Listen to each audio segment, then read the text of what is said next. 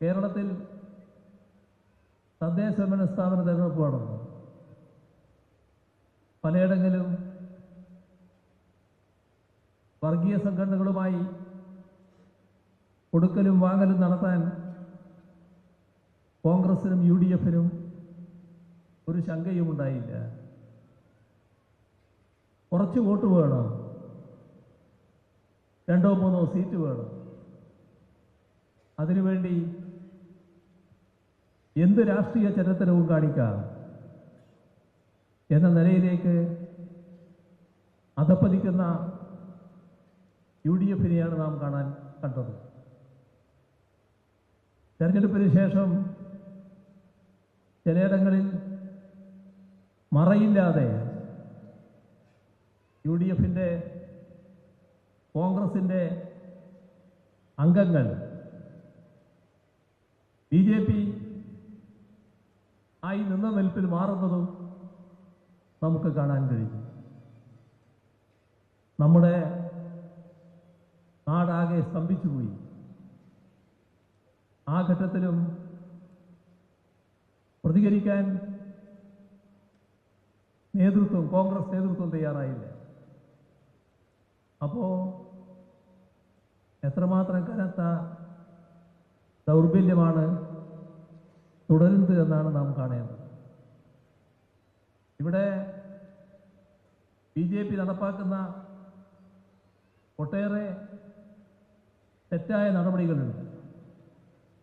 അതിലേറ്റവും പ്രധാനപ്പെട്ട ഒന്നാണ് ഇക്കാലത്ത് നടപ്പാക്കിയ ലേബർ കോഡുമായി ബന്ധപ്പെട്ട പ്രശ്നം. നമ്മുടെ രാജ്യത്തെ തൊഴിലാളികൾ ഇന്നനുഭവിക്കുന്ന അവകാശങ്ങൾ ആരെങ്കിലും ദയാവായ്പോടെ നിങ്ങൾ അനുഭവിച്ചോളൂ എന്ന് പറഞ്ഞു കൊടുത്തതല്ല. ഈ രാജ്യത്തിലെ തൊഴിലാളികൾ ദീർഘമായി നടത്തിയ പ്രക്ഷോഭങ്ങൾ, സമരങ്ങൾ, ത്യാഗപൂർവമായ പോരാട്ടങ്ങൾ, അതിൻ്റെ ഭാഗമായുള്ള ഒരുപാട് യാതനകൾ,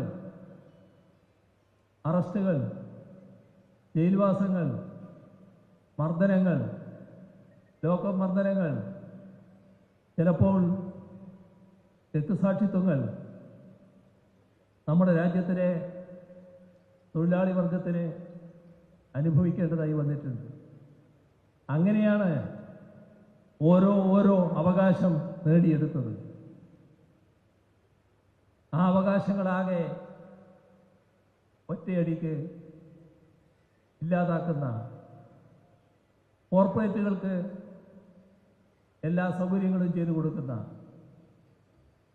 തൊഴിലാളിയുടെ സംഘടനാ അവകാശം പോലും ഇല്ലാതാക്കുന്ന സമീപനമാണ്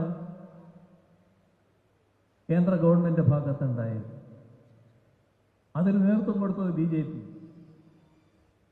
രാജ്യത്തുള്ള കേന്ദ്ര ട്രേഡ് യൂണിയനുകളാകെ BJP സ്വാഭാവികമായിട്ടുണ്ടാകില്ലല്ലോ, അവരുടെ സംഘടന ഉണ്ടാവില്ല.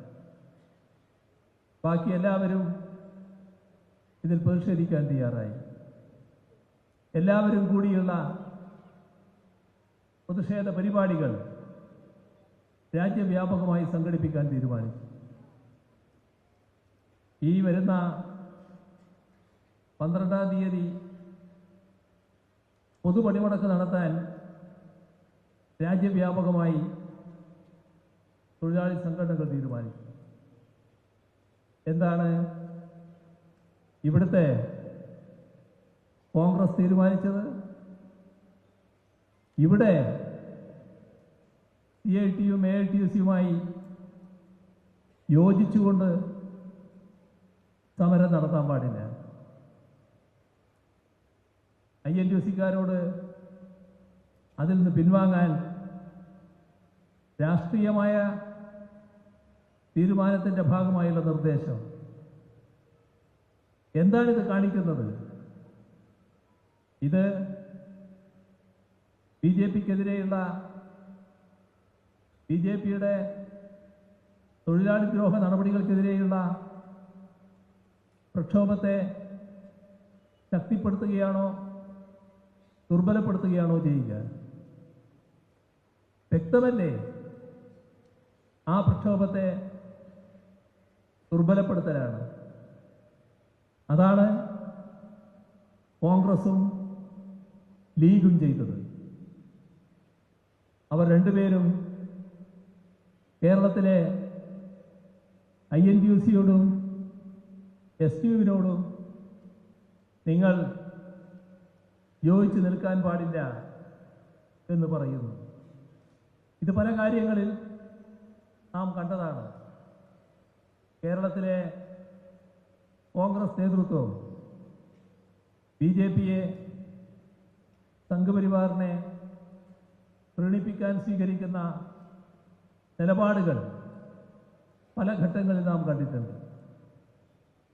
എന്നാൽ ഇത്രത്തോളം രാജ്യവ്യാപകമായി എല്ലാ സംഘടനകളും കൂടി തീരുമാനിച്ച് ഉറപ്പിച്ച് ഒരു പ്രക്ഷോഭത്തിലേക്ക് നീങ്ങുമ്പോൾ ഇവിടെ അത് വേണ്ട എന്ന് പറയുന്ന നിലയിലേക്ക് BJP വിധേയത്വം കോൺഗ്രസിനും ലീഗിനും ഉണ്ടാകുന്നു എന്നത് നാം കാണാതിരിക്കരുത്. എന്താണ് അതിന് പിന്നിൽ? നാം ചിന്തിക്കേണ്ട കാര്യമാണ്. BJP സ്വീകരിക്കുന്ന നിലപാടിനെതിരെ പ്രക്ഷോഭമുയർന്നതിൽ ഏതെങ്കിലും തരത്തിലുള്ള തെറ്റുണ്ടോ? ആ പ്രക്ഷോഭം ഉയർത്താതെ